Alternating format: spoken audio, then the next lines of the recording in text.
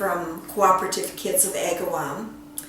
And just in reviewing what we're talking about, being a part of Cooperative Kids, which was founded by Bill Corbett, is founded on the premises of psychiatrist Rudolf Dreikurs, who says that the goal of all human behavior is to have a sense of connection or belonging and a sense of importance or a sense of value. And when we don't have those, we tend to be less cooperative. I think we'd have to agree as adults, we're pretty much the same way. And I think it's important to look at that in your own life, because when we get it for us, I think it's even easier to get it for our children. So today I want to give you another tool around connection. In the last video, I talked about the 4-minute rule, and I gave you some advice on what to do to really meet your needs before you come in and try to meet the needs of the children. Remember, you always have to put on your own oxygen mask before you can put it on your children. So mom and dad, if you come home and you need 5 minutes, then drive around the block or sit in the driveway and give yourself what you need. But once you come in the house, I encourage you to put into effect the 4-minute rule. The first 4 minutes are about reconnecting. So remember, I said to you in an earlier video that children need to connect, and when children feel disconnected from us, they are more likely to be uncooperative.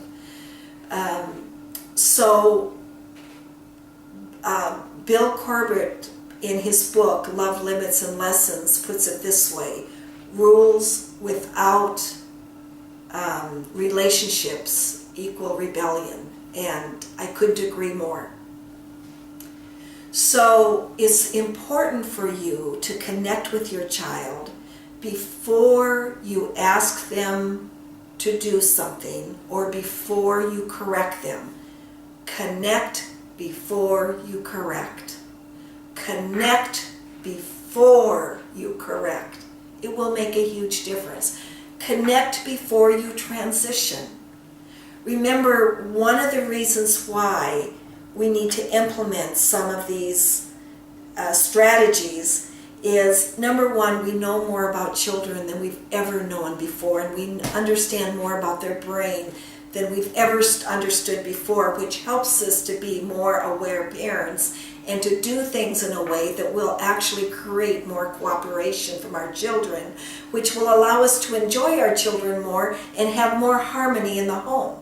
We live in such a fast-paced world, and studies have shown that the number one reason why most children resist us is because we're in a hurry.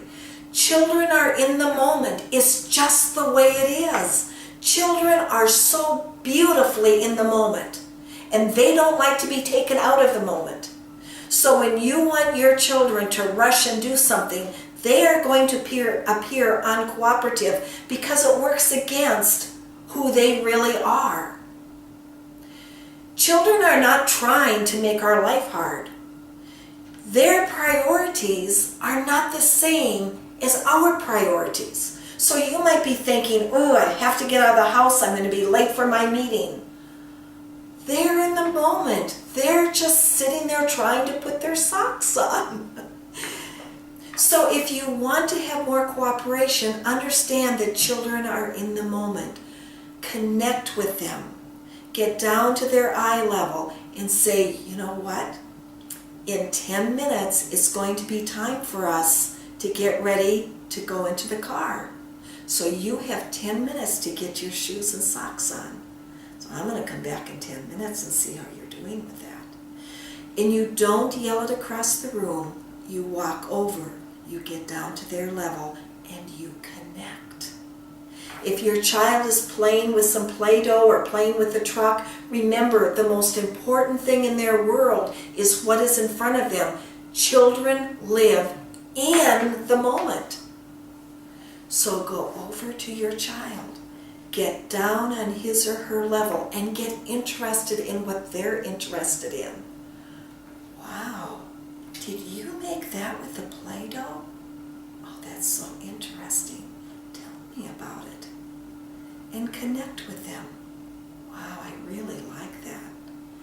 I want to let you know that I'm going to set the timer, and in 10 minutes it will be time for you to put your toys away, because we're going to go to Grandma's house, or whatever that is. But you connect before you correct. You connect before you transition. If your child comes home from school and boy, they're in a mood, you don't say, "Don't you ever treat me like that again. Don't you ever speak to me like that again." No, you want to connect before you correct. Sweetie, it looks like you're really angry. I wonder what happened for you today that has made you so angry. And you open up the door to communication. Here's the thing. We often work with our children and we deal with the behavior. The behavior is only the tip of the iceberg. It's just what we see. We will never see permanent change in the behavior unless we see what's driving the behavior. We must go to what's driving the iceberg. This is just the tip. We need to see what's happening down here. And how do we do that? We open up communication. We try to find out what is creating what I'm seeing. Did my child get hurt today by somebody? Did their feelings get hurt? Did they just have a bad day? And then we can address that rather than taking it personal and breaking down the relationship with our child.